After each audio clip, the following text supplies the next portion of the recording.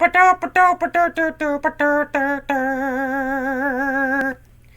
greetings, gal pals and gal pals. It's me, Camden, on channel Camden. So today is Shelby Oaks, starring Camille Sullivan, Sarah Dunn, Keith David, and directed by Chris Stuckmann. Shelby Oaks follows Mia trying to look for her sister Riley as she's been missing. Because, you know, there's a movement going on saying, what happened to Riley Brandon? And she goes all around searching for Shelby Oaks.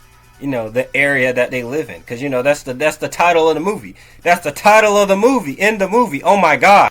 Chris Stuckmann. See, before we can get this out of the way, let's talk about the director of this movie. Chris Stuckmann. Now, if you guys don't know who Chris Stuckmann Barbecue chicken alert is, a little bit, I'm going to talk about another content creator. You know, you see, I grew up with Chris Stuckmann. He's also a movie reviewer.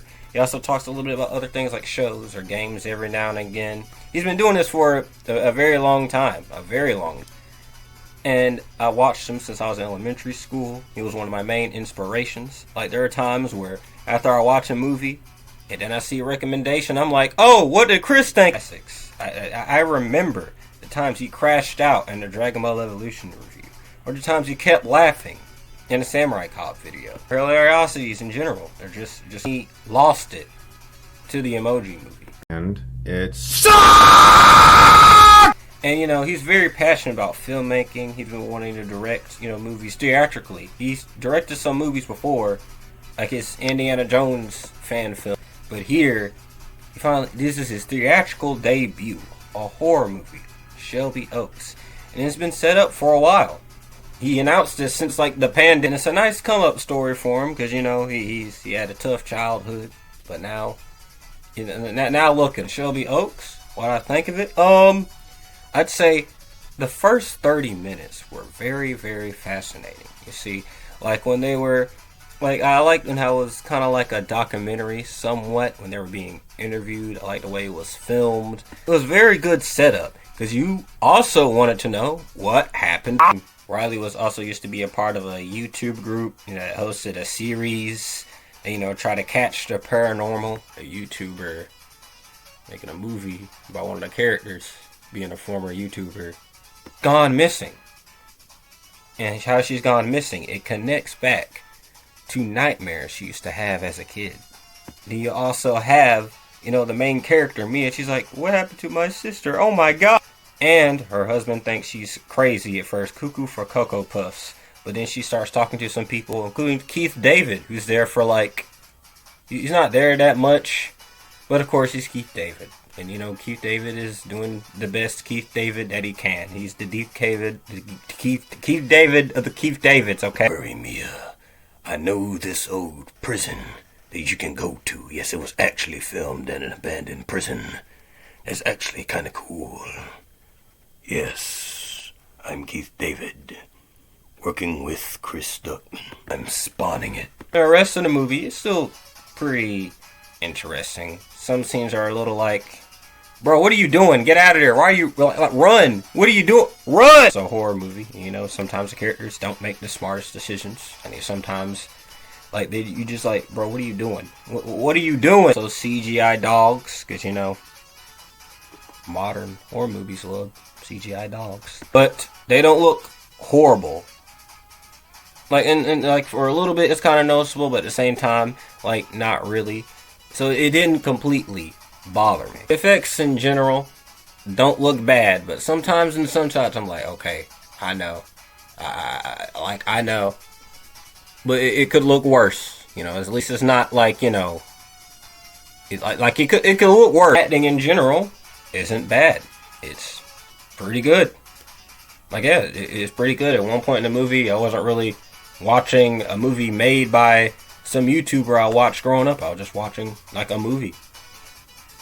It wasn't, you know, it wasn't feeling someone's hubris. It wasn't egotistical. It felt genuine, like it felt like an actual movie, a story that wanted to get out there, not being like, haha, guys, I made a movie. Now let's see how cool I am. Especially from a dude that's actually genuine about filmmaking and actually passionate about it and not grifting And he isn't like, oh, well, everything's welcome now, dear.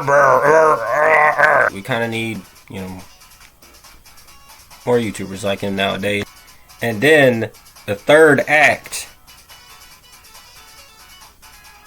there's a bit going on, and there's moments, of course, that there's even more. You're like, get out of here. What are you doing?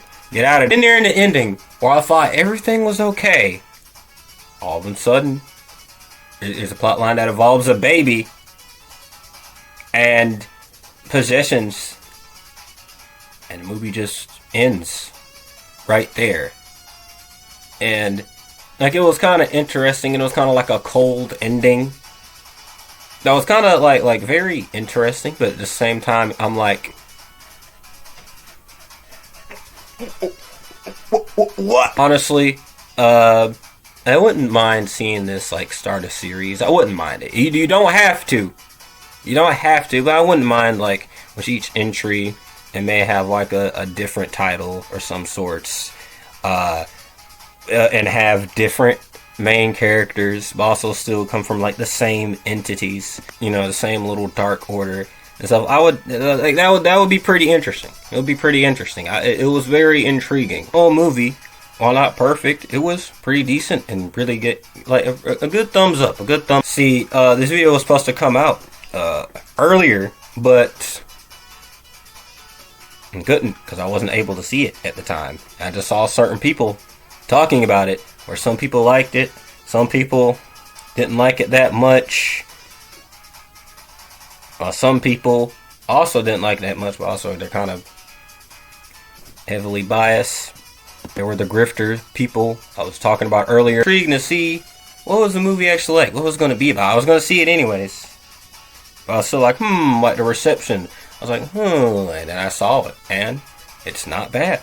Not perfect, not the greatest thing ever, but not bad. I didn't go in trying to expect the greatest thing ever. I just wanted to see how it would get to see what's Chris's future journey into directing more theatrical films and what's next in mind with the guy. There's my thoughts on Shelby Oaks. So glad you clicked on and watched this video. I thought this movie was very interesting, and it was nice to see the journey of someone that's passionate about filmmaking and stuff, especially coming from someone who likes the field in general, and like to go out into there as well. And also self-plug. And yeah, it was just very interesting. So glad. Hope you guys like, comment, not a mean comment, subscribe. And I want you to do all those things so you can get Camdenized.